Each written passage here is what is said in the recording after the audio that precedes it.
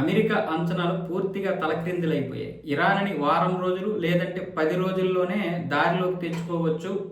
Venezuela మాదిరిగానే అధ్యక్షుడిని arrest చేయడము, లేకపోతే పూర్తిగా చంపేసి ఇరాన్ ప్రజలకి సపోర్ట్గా ఉంటాం కాబట్టి ఇరాన్ ప్రజలు కూడా వీధుల్లోకి వచ్చి నాయకుల మీద తిరగబడతారనే ఉద్దేశంతో అమెరికా అయితే దాడి చేసింది. అయాతుల్లా అలీ ఖమేనీని మట్టుబెట్టేసింది.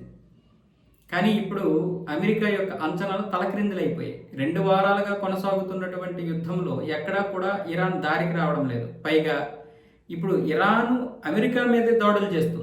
అమెరికాకి చెందినటువంటి పెద్ద పెద్ద నౌకలు కూడా ఈరోజు ఇరాన్ దగ్గర ఉన్నటువంటి ఆ చిన్న చిన్న టెక్నాలజీని చూసి భయపడిపోయేటటువంటి పరిస్థితి. ముఖ్యంగా ఇప్పుడు అమెరికాకి చెందినటువంటి ఒక ఇంటెలిజెన్సీ నివేదిక బయటకు వచ్చింది. అమెరికా అనుకున్నది ఒకటి, అయింది ఒకటి. ఇక్కడ ఎవరు కూడా పూర్తిగా అంటే ఇరాన్ కనీసం తక్కువలో తక్కువ ఒక 20%, 30% కూడా భయపడడం లేదు.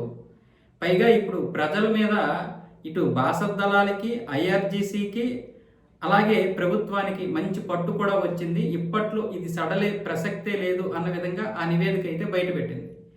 అమెరికా అనుకున్నది ఒకటి, ఇక్కడ జరుగుతున్నది ఒకటి. నాయకత్వం బలంగా ఉంది. ప్రజల్లో సమన్వయం తీసుకురావడానికి ప్రయత్నాలు జరుగుతున్నాయి. అలాగే దాడులు చేయడానికి కూడా మంచి బందోబస్తుగానే అన్ని ఏర్పాట్లు చేసుకుంటుంది. ఇప్పుడు మళ్ళీ ఈ మస్కిటో ఫ్లీట్ను కూడా రంగంలోకి దింపింది, దోమల దండుని. సో ఇలాంటి పరిస్థితుల్లో ఇప్పుడేమొచ్చేసి ఇరాన్ ఉంది. ఇప్పుడు ట్రంప్ ఏమొచ్చేసి ఏం చేయాలో అర్థం కాక యుద్ధం కొనసాగిద్దామా లేకపోతే విరమిద్దామా అనే ఆలోచనలో ఉన్నాడు. ఎందుకు అంటే సౌదీ మీద, ఎందుకు అంటే గల్ఫ్ దేశాల మీద కూడా ఇరాన్ చేస్తున్నటువంటి దాడులు తీవ్ర ప్రభావాన్ని చూపిస్తున్నాయి. హార్మోజ్ జలసంధిలో చాలా నౌకలు ఆగిపోయి ఉన్నాయి. ఇప్పుడు భారత్ లాంటి దేశానికి ఇప్పుడు అక్కడ ఇరాన్ సడలింపు ఇచ్చినా సరే ఆ నౌకల మీద ఏ క్షిపణి వచ్చి పడుతుందో తెలియనటువంటి భయం. ఇప్పుడు ఒక నౌక చేరుకుంది నిన్న, అది ఎన్నో 1000 ప్రదేశాలు కోర్చి వచ్చింది. అంటే ఒక యుద్ధాన్ని నుంచి తప్పించుకొని వచ్చింది. అది ఎంత భయంకరమైనటువంటిది.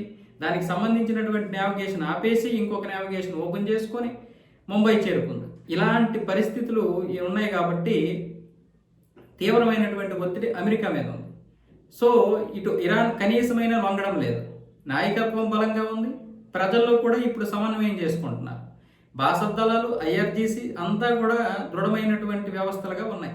అది ఇరాన్లో ఉన్నటువంటి పరిస్థితి. పైగా ఐక్యరాజ్య సమితిలో ఇరాన్ మీద అందరూ వ్యతిరేకంగా ఉన్నారని ఇప్పుడు గల్ఫ్ దేశాలు తీసుకొచ్చినటువంటి తీర్మానం మీద కోపంగా ఉన్న ఇరాన్ అన్ని దేశాలకి ఒకేసారి క్షిపణులు పంపించి మళ్ళీ గందరగోళం సృష్టించింది.